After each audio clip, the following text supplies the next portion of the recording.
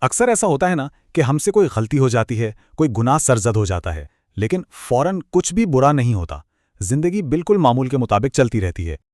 اور بات صرف سزا نہ ملنے تک ہی نہیں رہتی، بلکہ ہوتا یہ ہے کہ اوپر سے نعمتیں اور کامیابیاں بھی مل رہی ہوتی ہیں، سب کچھ بہت اچھا چل رہا ہوتا ہے۔ اور بس یہیں سے ایک بہت خطرناک غلط فہمی شروع ہوتی ہے۔ انسان یہ سوچنے لگتا ہے کہ شاید سب ٹھیک ہے، کہ اس خاموشی کا مطلب ہے معافی مل گئی ہے۔ تو آج ہم اسی دھوکے اور فریب کے بارے میں نہج البلاغہ کی حکمت نمبر 30 سے ایک بہت گہری تنبیہ کو سمجھنے کی کوشش کریں گے۔ چلیے اس میں ذرا گہرائی سے اترتے ہیں۔ تو سب سے پہلے آئیے اس نفسیاتی کیفیت کو سمجھتے ہیں جسے ہم خطرناک سکون کا نام دے سکتے ہیں۔ یہ دراصل ایک جھوٹا احساس تحفظ ہے۔ دیکھیے، جب انسان غلطی پر غلطی کر رہا ہو، نافرمانی کر رہا ہو، اور اس کے باوجود اس پر نعمتیں برس رہی ہوں، تو یہ صورتحال بہت دھوکہ دینے والی ہو سکتی ہے۔ اوپر سے تو لگتا ہے کہ سب ٹھیک ہے، لیکن اصل میں یہ ایک بہت سخت آزمائش ہوتی ہے۔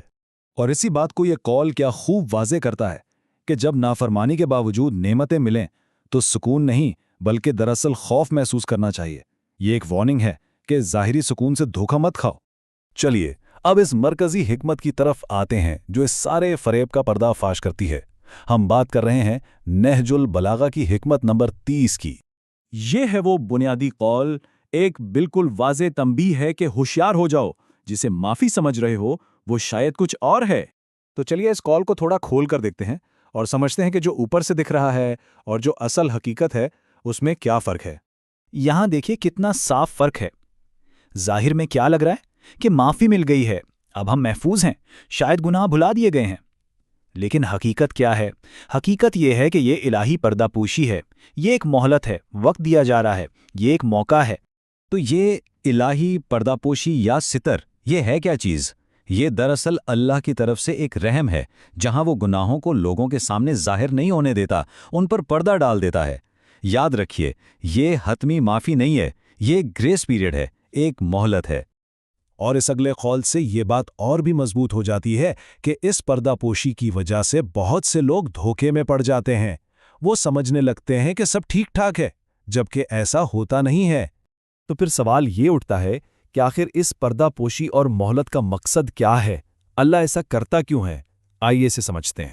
یہ جو گناہوں پر پردہ ڈالا جا رہا ہے، یہ ایک بہت بڑی رحمت ہے۔ یہ پلٹنے کا، اپنی اصلاح کرنے کا ایک موقع ہے۔ توبہ کا دروازہ کھلا رکھا گیا ہے، بس اس وقت کو، اس موقع کو ضائع نہیں کرنا۔ اسی لیے یہ جو مہلت ہے، اسے دیکھ کر مایوس یا لاپرواہ نہیں ہونا چاہیے، بلکہ اس سے امید اور عمل کا جذبہ پیدا ہونا چاہیے۔